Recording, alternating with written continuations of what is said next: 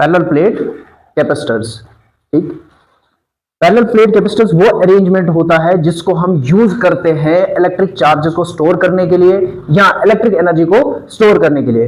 वो अरेंजमेंट जिसकी मदद से हम इलेक्ट्रिक चार्जेस को या तो इलेक्ट्रिक एनर्जी को स्टोर करते हैं, उसी अरेंजमेंट को हम पैरेलल प्लेट कैपेसिटर्स कहते हैं। सपोज हमने दो कैपेसिटर्स लिए, एक का नाम x लिया, एक का y, और इनके बीच में जो डिस्टेंस है वो हमने d के बराबर ली। दोनों कैपेसिटर्स का एरिया हमने a के बराबर लिया। एक पॉजिटिव चार्जड है, एक नेगेटिव चार्जड। जो पॉजिटिव चार्जड होता है इसको हम बोलते हैं फुली चार्जड, और नेगेटिव चार्जड जो है इसको हमने कनेक्ट किया अर्थ के साथ। किसके साथ? अर्थ के साथ। अब इलेक्ट्रिक फील्ड जो है कहां से जा रही है? पॉजिटिव टू नेगेटिव जा रही है। नेगेटिव प्लेट को हमने अर्थ के साथ कनेक्ट किया हुआ है। अब इसमें चार्जेस किस तरीके से स्टोर होते हैं? सबसे पहली चीज, इसकी प्रिंसिपल क्या है?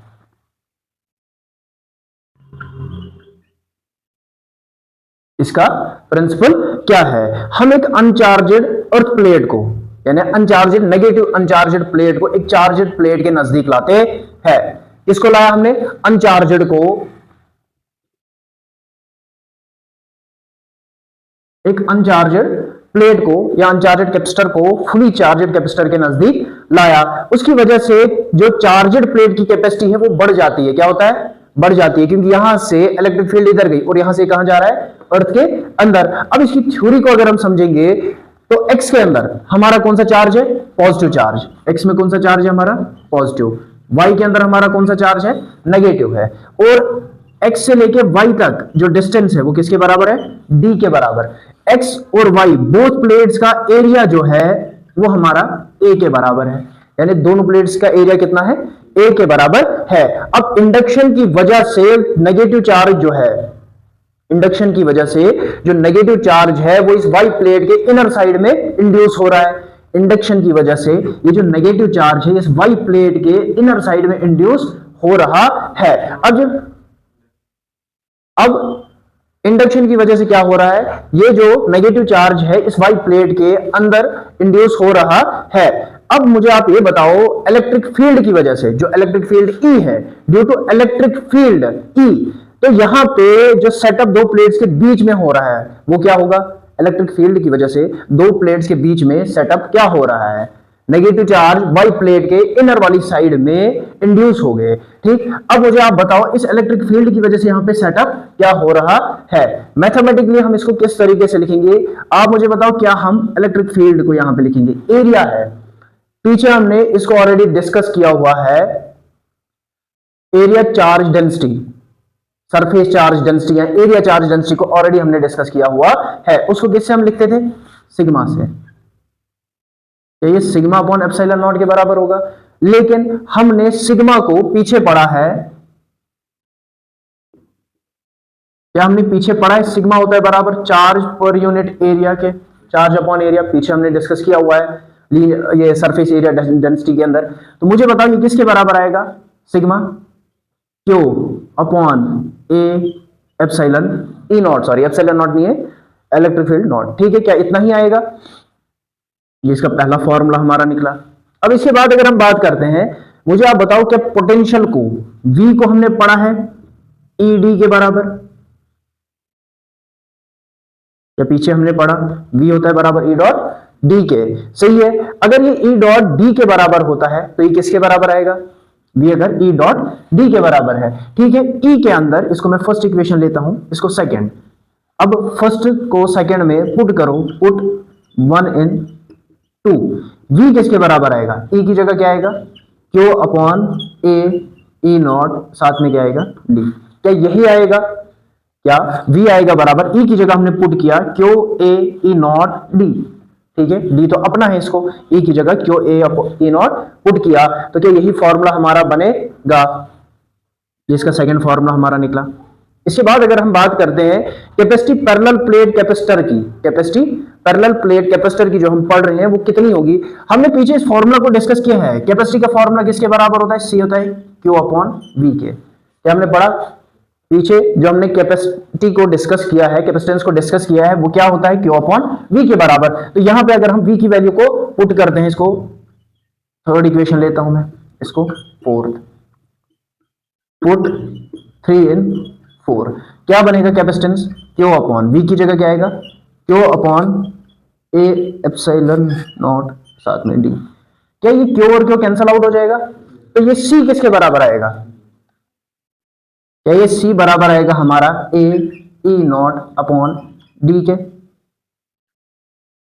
क्या ये सी हमारा ए ई नॉट अपॉन डी की ही बराबर आएगा यहां से। तो एक पैरेलल प्लेट कैपेसिटर के अंदर जो कैपेसिटेंस स्टोर होती है, या एक पैरेलल प्लेट कैपेसिटर की जो कैपेसिटी होती है, वो किसके बराबर होती है, ए ई नॉट अपॉन डी के बराबर होती है। अब कैपेसिटी पैरेलल प्लेट कैपेसिटर की डिपेंड किस किस चीज के ऊपर कर रही है, पहला पैरेलल प्लेट कैपेसिटर की कैपेसिटी किसके ऊपर डिपेंड कर रही है, एरिया ऑफ प्लेट्स, किसके ऊपर, area of plates. That means अगर एरिया बढ़ा तो कैपेसिटी भी बढ़ जाएगी। दूसरा ये क्या है, distance between the two plates, अगर डिस्टेंस बढ़ी तो कैपेसिटी क्या हो जाएगी, घट जाएगी। तीसरा नेचर ऑफ मीडियम के ऊपर ये डिपेंड करता है। पैरेलल प्लेट कैपेसिटर्स की कैपेसिटी एक एरिया ऑफ प्लेट्स के ऊपर डिपेंड करती है, एरिया ज्यादा तो कैपेसिटी भी ज्यादा, डिस्टेंस बिटवीन द प्लेट ज्यादा, इनवर्सली प्रोपोर्शनल है, डिस्टेंस बढ़ेगी तो कैपेसिटी कम हो जाएगी। और तीसरा ये नेचर ऑफ मीडियम के ऊपर डिपेंड करता है। अब इसके बाद अगर हम इन पैरेलल प्लेट कैपेसिटर्स को किसी मीडियम के अंदर डालेंगे, कहां पे डालेंगे, मीडियम के अंदर, उस मीडियम का कोई डाइलेक्ट्रिक कांस्टेंट होगा, तो उस केस में हमारा यहां पे फॉर्मूला क्या बनेगा, किसी मीडियम के अंदर, इन मीडियम जिसका डाइलेक्ट्रिक कांस्टेंट के होगा, तो उसका फॉर्मूला क्या बनेगा, Cm इक्वल्स टू के ए ई नॉट अपॉन डी। क्या यही फॉर्मूला बनेगा, क्या यही फॉर्मूला बनेगा। अब मुझे यहां से एक बात बताओ, इसको मैं अगर फिफ्थ इक्वेशन लेता हूं और इसको सिक्स लेता हूं, फ्रॉम 5 एंड 6, अब मुझे ये बताओ वैक्यूम के अंदर, एयर के अंदर कैपेसिटेंस और मीडियम के अंदर कैपेसिटेंस, इन दोनों में डिफरेंस क्या है। Capacitance of medium equals to K times capacitance of free space, क्या सही है, तो ये हमारा इसका एक और फॉर्मूला मिल गया। कितना होगा, के की वैल्यू पुट करनी और फ्री स्पेस की कैपेसिटेंस, तो हमारा मीडियम की कैपेसिटेंस भी निकल जाएगी। ये भी इसका एक और फॉर्मूला है। अब इसके बाद हमारा जो टॉपिक आता है वो ये है पैरेलल प्लेट कैपेसिटर्स की ही कैपेसिटेंस, लेकिन अगर इनके बीच में हम कोई डाइइलेक्ट्रिक स्लेब को डाल देते हैं, यानी यही सेम है, बीच में हमने कोई डाइइलेक्ट्रिक स्लेब डाल दिया, उस केस में इनका फॉर्मूला क्या होगा, ठीक है।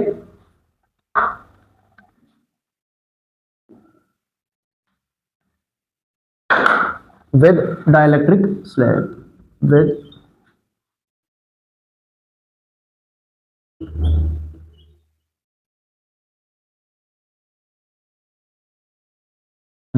डाइइलेक्ट्रिक स्लेब, ठीक है, पैरेलल प्लेट कैपेसिटर्स का, ठीक, विद डाइइलेक्ट्रिक स्लेब। अगर हम इनके बीच में डाइइलेक्ट्रिक स्लेब को डाल देते हैं तब क्या होगा, ठीक है।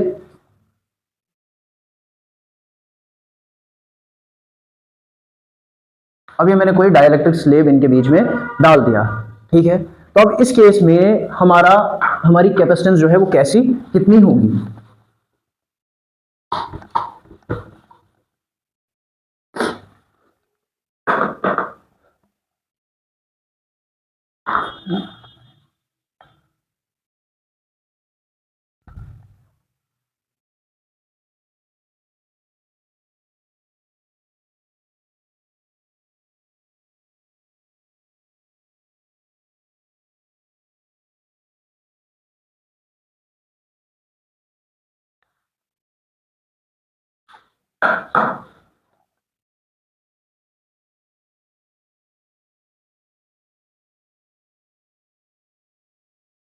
ठीक है।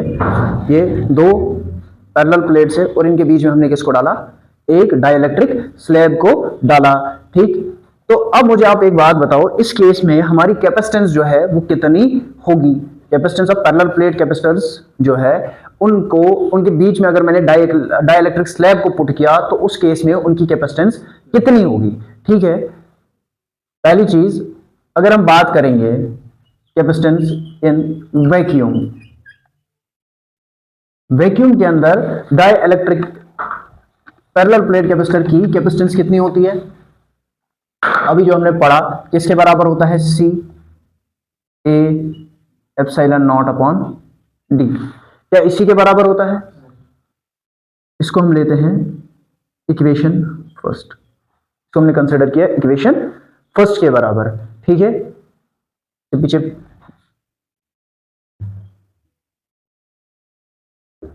हमने डिस्कस किया। अब इसके बाद अगर हम बात करेंगे इंड्यूस्ड चार्ज, कल जिसके बारे में हमने पढ़ा था पोलराइज्ड चार्ज, कौन सा?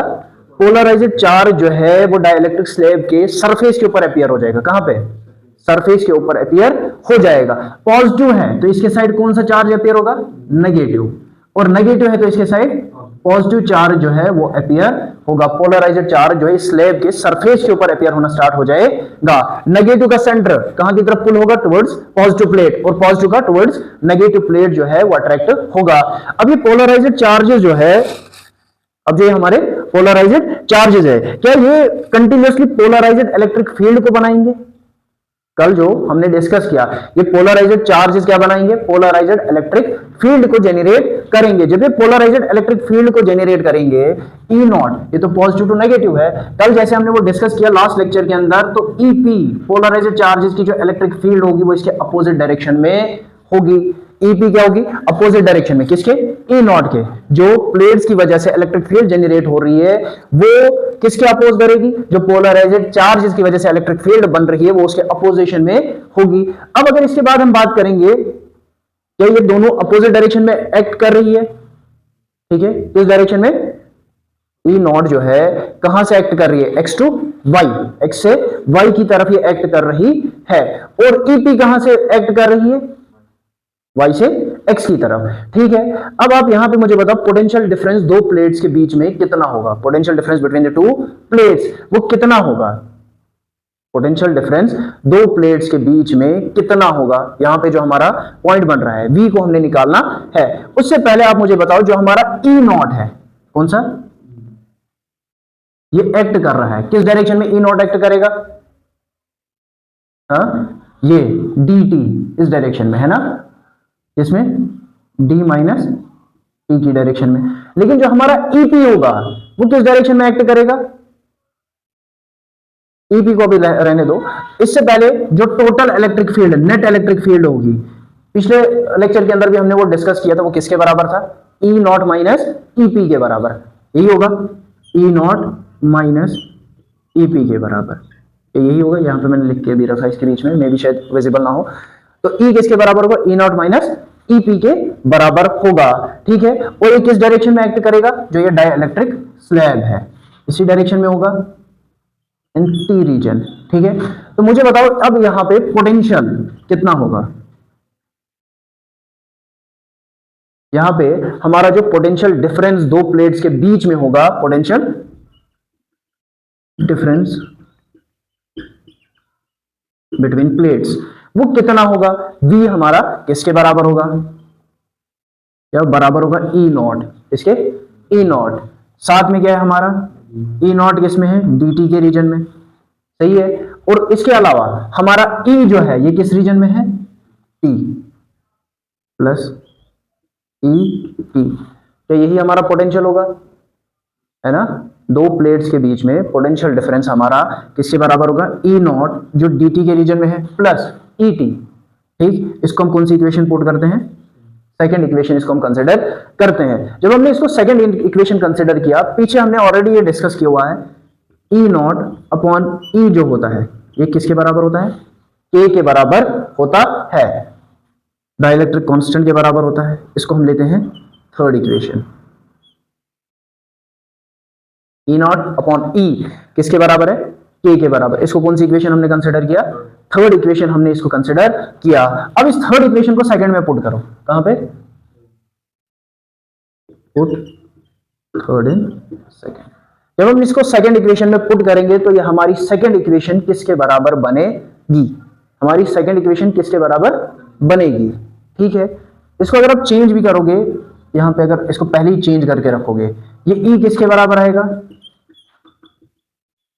E नॉट अपॉन K के, तो यही आएगा। इसको ट्रांसफर किया, ठीक है, इसको थर्ड ले लो आप, ऐसे कर समझ। अब इसको अगर मैं यहां पे पुट करता हूं, V आएगा बराबर E not D minus T plus E की जगह क्या आएगा? E not upon K T, क्या यही बनेगा? क्या यही हमारी इक्वेशन बनेगी? ई नॉट डी माइनस टी, ई की जगह क्या डाला, ई नॉट अपॉन के इंटू टी। अब इसमें देखो इस पूरी इक्वेशन में हमारा कॉमन क्या निकल रहा है, इसमें हमारा कॉमन क्या निकल रहा है, ई नॉट कॉमन निकल रहा है। वी आएगा बराबर ई नॉट, अंदर क्या आएगा हमारा D minus T, D minus T plus यहां पे क्या आएगा 1 अपॉन के टी, और डायरेक्टली मैं इसको लिख सकता हूं क्या, टी अपॉन के, यही बनेगा। सही है, इसको हम इक्वेशन 4 कंसिडर करते, कौन सी इक्वेशन, इसको हम 4th इक्वेशन कंसिडर करते हैं। अब इसके बाद अगर हम बात करते हैं हमारे ये epsilon not, E not, sorry epsilon not नहीं, ई नॉट, ये किसके बराबर है, अभी इससे पहले जो हमने पढ़ा पैरेलल प्लेट कैपेसिटर्स को, ये ई नॉट हमारा आया था बराबर सिग्मा अपॉन एप्सिलॉन नॉट, किसके बराबर आया था भाई, ई नॉट था ना हमारा, अभी सिग्मा अपॉन एप्सिलॉन नॉट के बराबर। अब ये सिग्मा किसके बराबर होता है, क्यू अपॉन ए के, तो क्या ये हमारा ई नॉट बनेगा Q upon A epsilon not के ही बराबर बनेगा। सही है, इसको हम इक्वेशन 5th कंसिडर करते, कौन सी इक्वेशन कंसिडर किया, 5th।